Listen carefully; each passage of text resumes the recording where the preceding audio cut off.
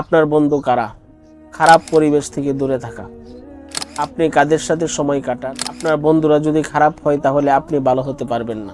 তাই দিনদার বন্ধু বানান। বর্তমান সময়ে সবচেয়ে বড় ফিতনা হলো মোবাইল এবং ইন্টারনেট। ভালো মানুষের সাথে চলুন, দেখবেন ইনশাআল্লাহ জীবন পরিবর্তন হয়ে যাবে। আসসালামু আলাইকুম ওয়া রাহমাতুল্লাহি ওয়া বারাকাতুহু। প্রিয় ভাই ও বোনেরা, আজকের এই গুরুত্বপূর্ণ আলোচনার বিষয় হলো গুনাহ থেকে বাঁচার 5টি সহজ উপায়। আর এই 5টি উপায় যদি আপনি অবলম্বন করেন তাহলে সমস্ত গুনাহ থেকে বেঁচে থাকতে পারবেন ইনশাআল্লাহ। তাহলে চলেন আমরা মূল আলোচনায় যাই। কিন্তু তার আগে আমি একটি কথা বলে দিই, সম্পূর্ণ ভিডিওটা মনোযোগ সহকারে দেখবেন, আমলের নিয়তে দেখবেন, নিজে আমল করবেন এবং অপরকে আমল করার জন্য আহ্বান করবেন। প্রিয় ভাই ও বোনেরা, আমরা সকলেই মানুষ, কিন্তু মানুষ হিসাবে ভুল করাটা স্বাভাবিক। কিন্তু সমস্যা তখনই যখন আমরা ভুল করি কিন্তু তা নিয়ে চিন্তা করি না এবং তাওবা করি না, বরং সেই গুনাহের মধ্যেই ডুবে থাকি।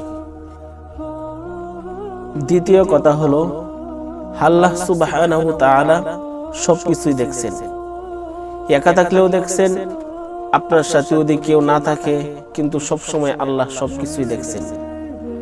আপনি সোশ্যাল মিডিয়া ব্যবহার করছেন, মোবাইল ব্যবহার করতেছেন, গোপনে কোনো হারাম কাজ করতেছেন, যদিও পৃথিবীর কেউ না জানুক কিন্তু আল্লাহ তাআলা কিন্তু ঠিকই জানেন।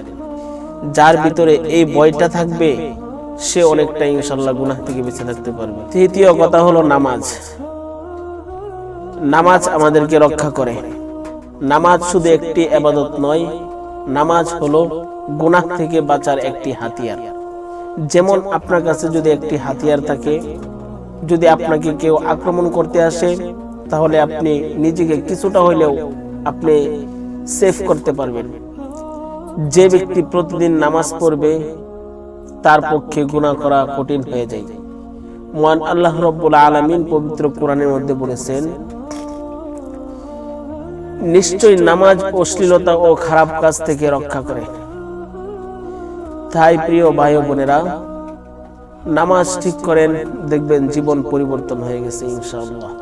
চতুর্থ নাম্বার কথা হলো খারাপ পরিবেশ থেকে দূরে থাকা। আপনার বন্ধু কারা? আপনি কাদের সাথে সময় কাটান? আপনার বন্ধুরা যদি খারাপ হয় তাহলে আপনি ভালো হতে পারবেন না।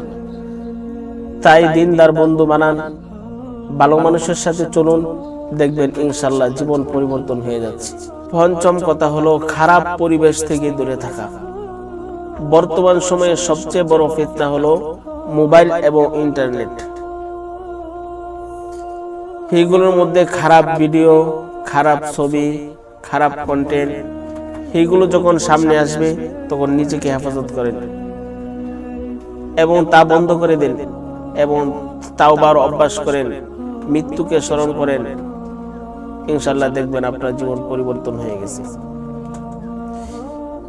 যাক, তাহলে যে 5টা কথা বললাম, সকলে এই 5টা কথার উপর আমল করবেন এবং নিজে আমল করবেন এবং অপরকে আমল করার জন্য আহ্বান করবেন।